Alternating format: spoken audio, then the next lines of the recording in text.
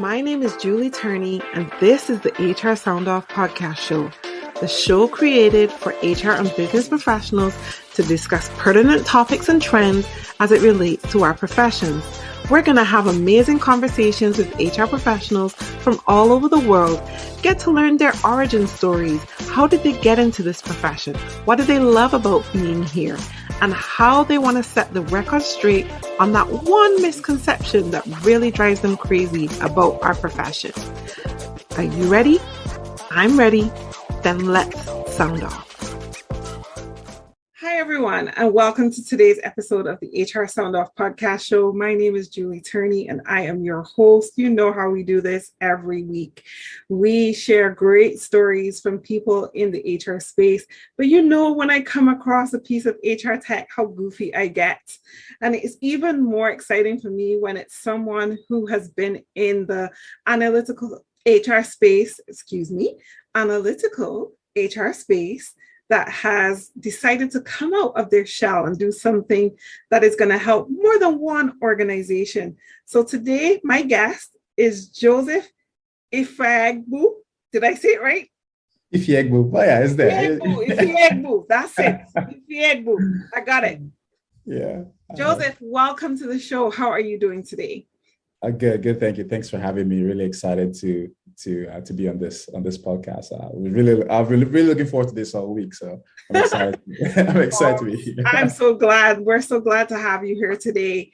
So Joseph, why don't we start off by you telling everyone who is Joseph and what do you do?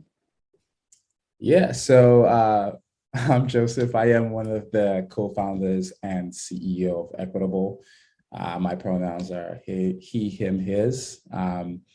And yeah, really, I'm just a dude that likes analytics, and I happen to stumble upon the HR space, which, I mean, I don't think anyone, at least I didn't think in growing up that I was going to be in HR. Mm-hmm. But, you know, in stumbling across the HR space, I absolutely fell in love with HR and HR analytics as a whole. And, 5-6 years later, I'm still in the HR analytics specific space. And I think I'm going to be here for quite a long time. So, so that's a bit about me. In terms of things I like to do beyond work, I like hiker. I like to hike. So when I'm not working in this room, I am usually out hiking and just being out in nature. So that's a bit about me. Awesome. Thank you so much for sharing that.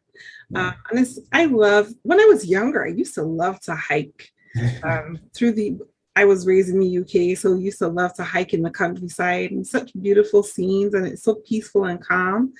But you say that that's like your main, I guess that's your main way of self-care, right?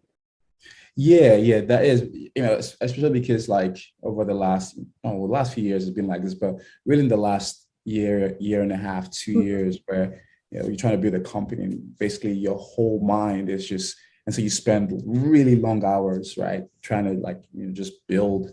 I find that just going to go sit on the couch and watch a movie or something, it's cool, but it doesn't really do that for me. Like I'm still looking at the screen, right? Yeah. And so yeah, I think that's my main way. I just go out there.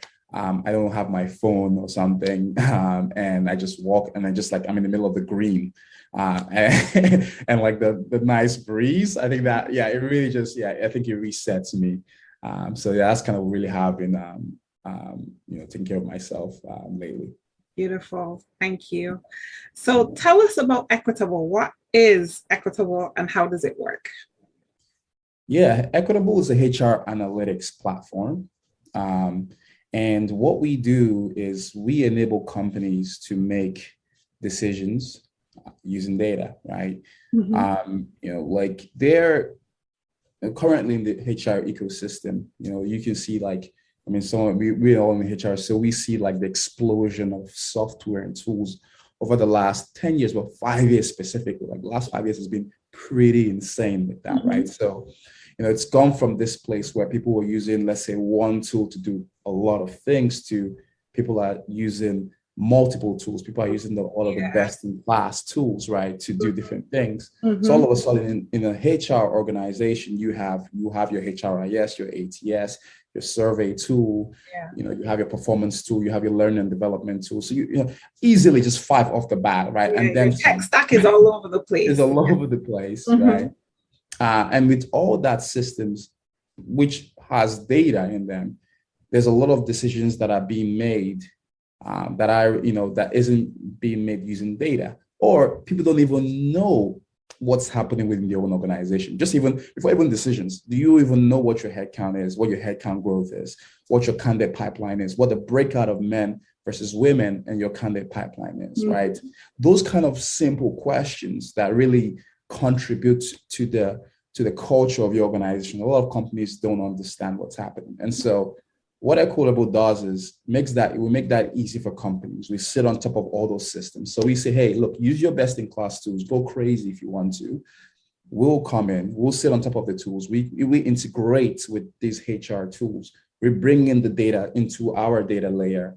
We have this clean data model, and we deliver the metrics to you so you can start seeing what's happening within your organization and enable you to make better decisions with more informed information, with more informed data, right? Yeah. And so that's basically what our eqtble does. I am so excited to know that eqtble exists, because like you said, I think so many of us have all these different pieces. Our tech stack is like crazy. And then we have to keep logging in from one piece of tech to the other in order to grab the data. But knowing that you've created this piece of technology that sits across all of those platforms and can extrapolate the data, create the dashboards, like I'm super geeked about what you have been able to create. I gotta ask, why'd you do it? It's funny because I was chatting with my co-founders Ethan and Gabe yesterday, and we were thinking about like why we started this in the first, because we always like to when we get to every stage, the stages we get to in our company, we always reflect and see if we're still doing what we set out to do, right? And really the reason was because we saw that like a lot of decisions that were being made in the HR space wasn't really data driven. I mean, and you can say this for maybe some of the other analytics space, but I think HR is one that has struggled with that, because I mean, at this point, everyone pretty much knows that with marketing, you're using data, right? With product, you're using data. That's just like it's the norm.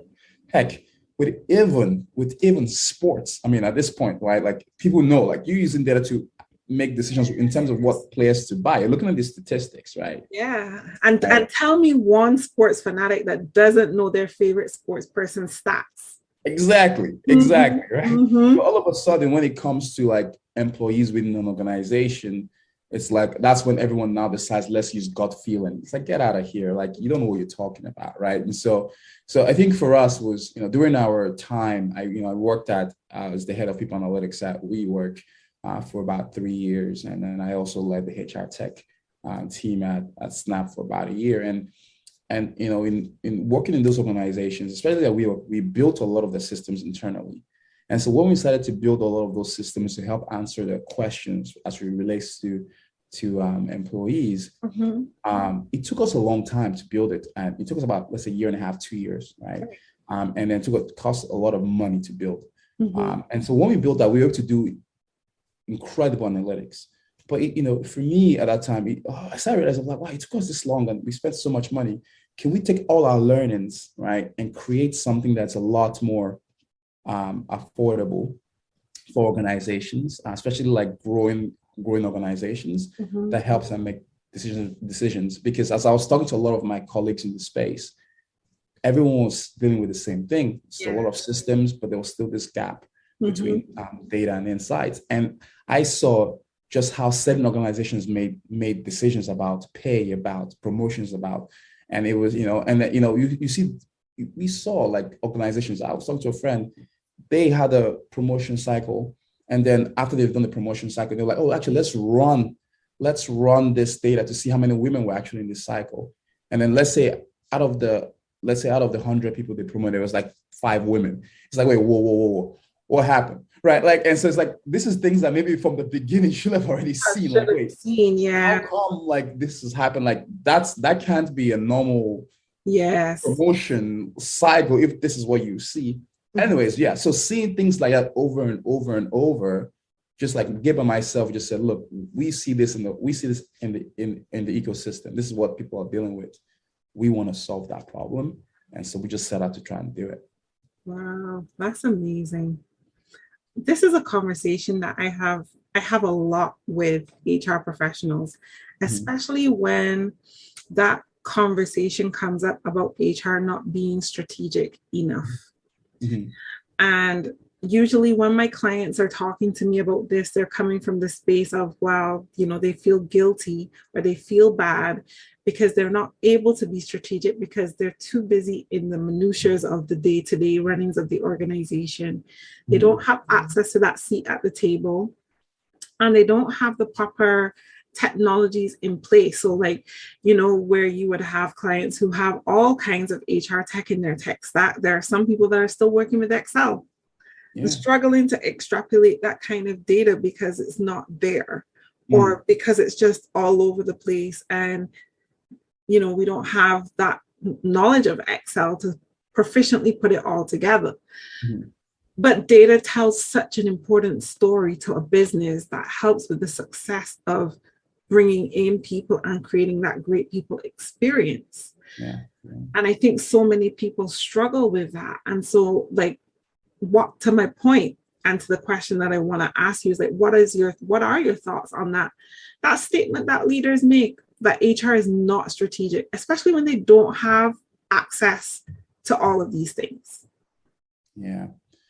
I mean, I think that's such an archaic point of view when people say HR isn't strategic, because, for me, the most important resource in any organization is the people, right? Yeah. The people are the foundation for your product, for your strategy, for your decision. Like a lot of things that you make, like there is no company without the people, right? And so I think companies are probably saying that are probably companies that aren't necessarily using data to make decisions, because there are a lot of ways whereby we see that decisions that affect employee affect the business. Yeah. Right. So there's been all this research, right? I remember which of the firms, I don't want them to say a name, but I think one of the firms did a research around like having like more diverse teams helps in terms of like better revenues, and there's all these things that we see, right? And so I think, from my perspective, I think that is an archaic point of view. Look, it's cut into a place where organizations, like employees within organizations, are demanding more.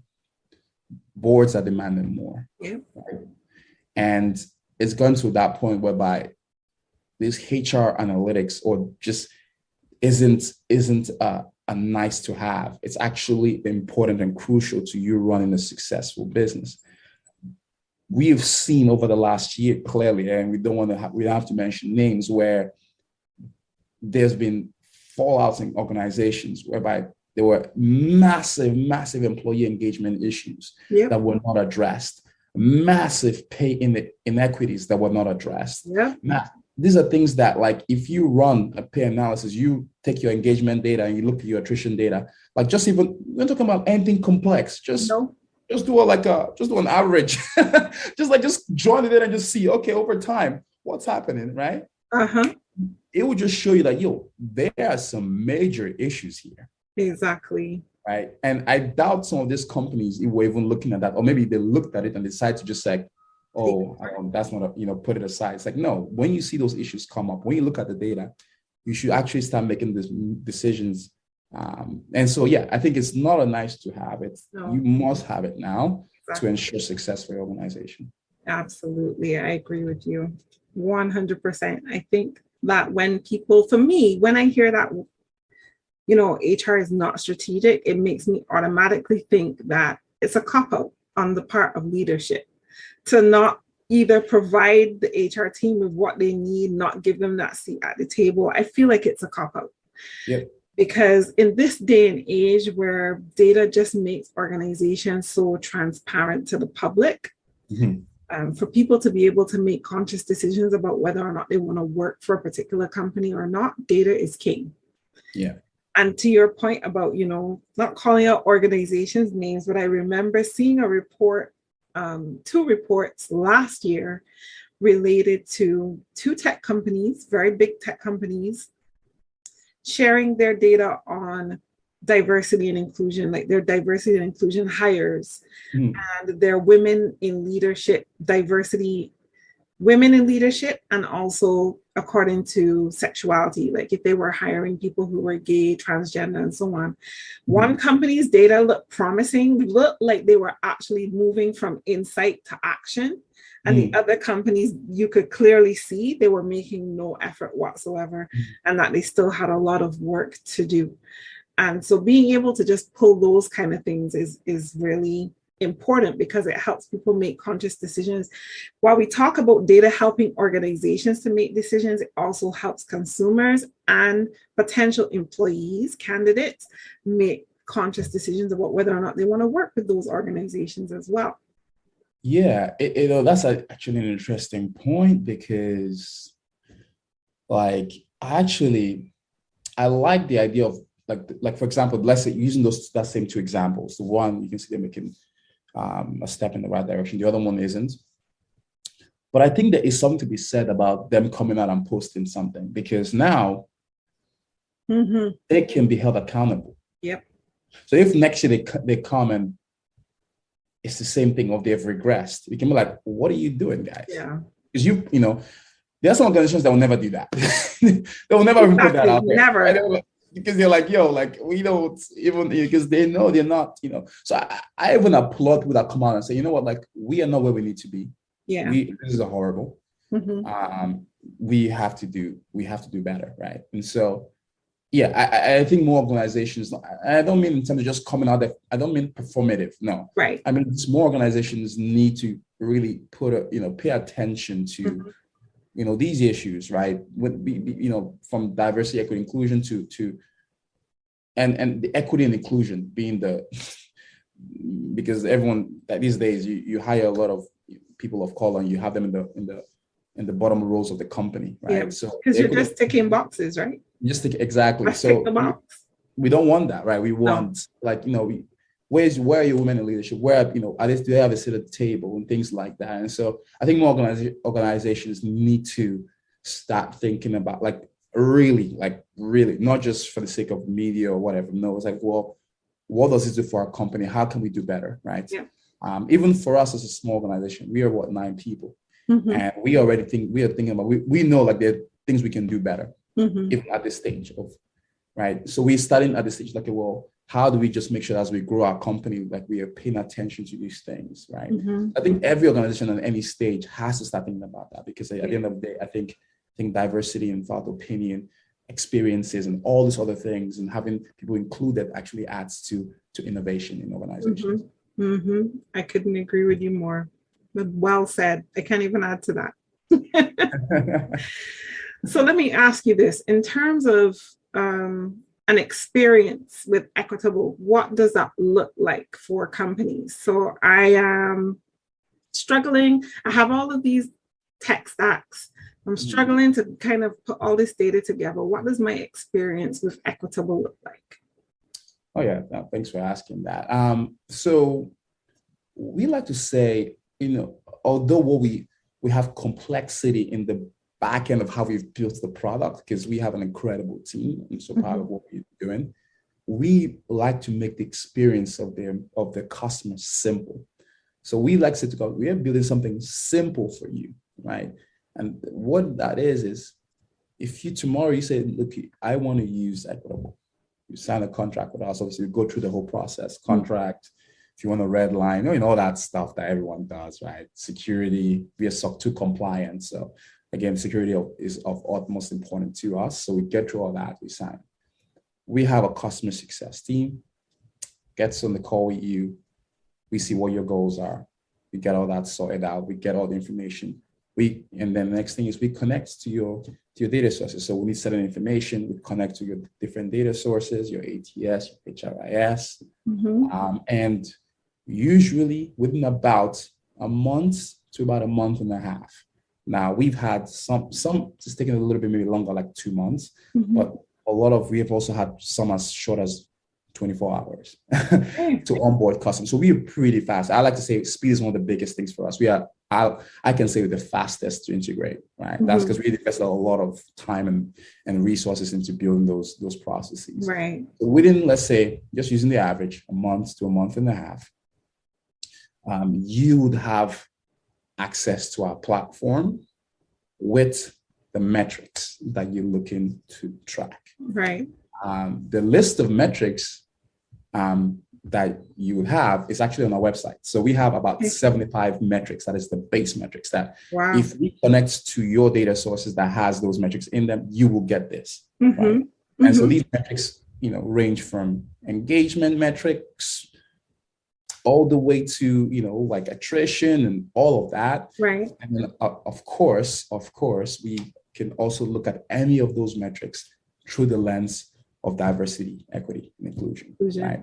Yeah. And so those are the metrics we deliver to you. And we have a great support model, right? So if you have questions, you feel free to reach out to our team. And we're also going to support you. That's what it is, right? We are not doing anything crazy.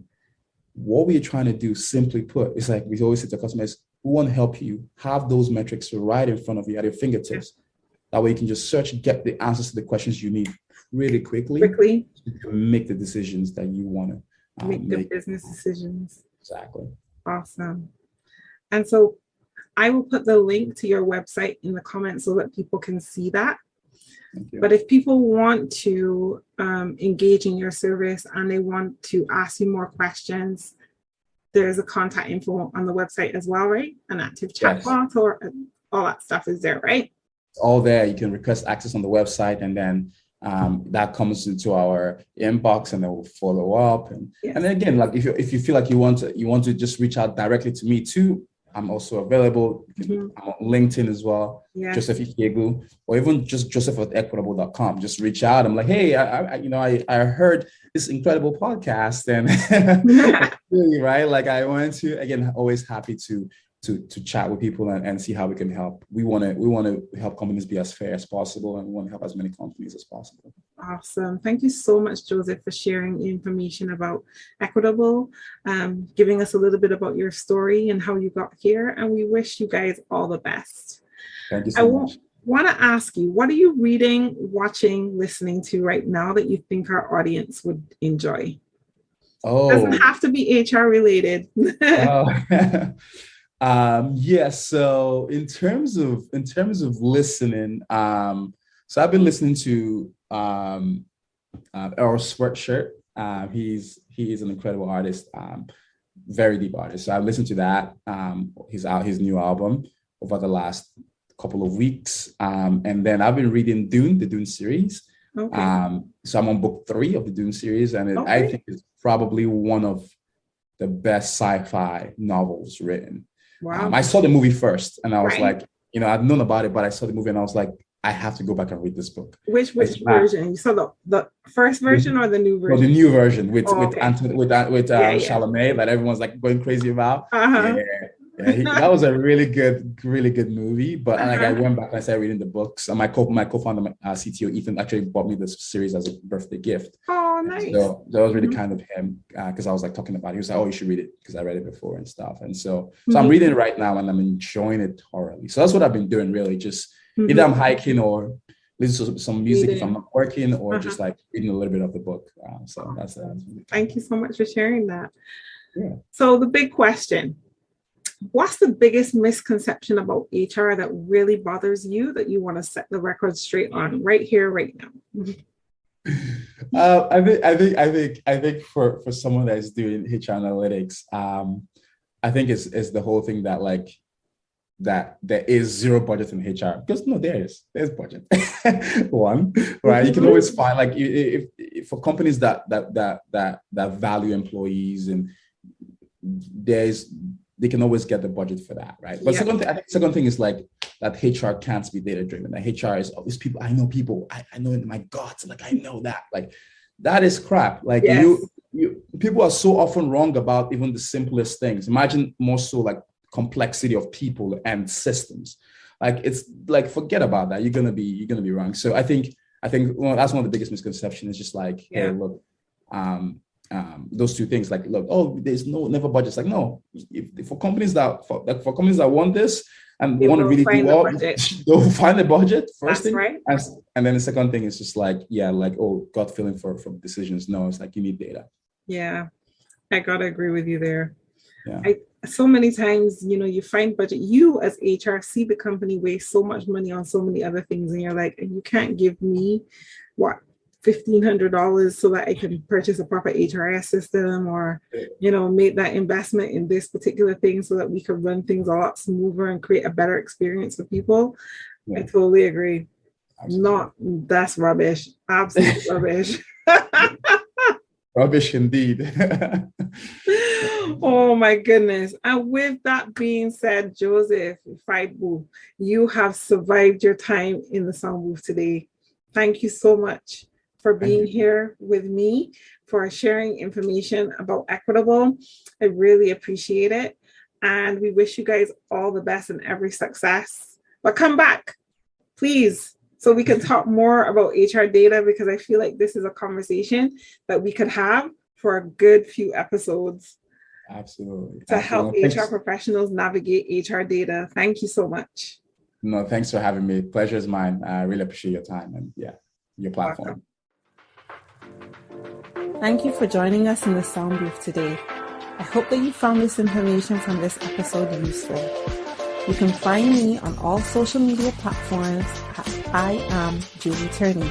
That's I-am Julie Turney. And you can find this episode or this show on most digital platforms: Google Podcasts, iTunes, Spotify, you name it, we're there. Thanks to Anchor FM and Rock Solid Entertainment for helping me to put this content together for you. And I will see you again in the next Sound Off.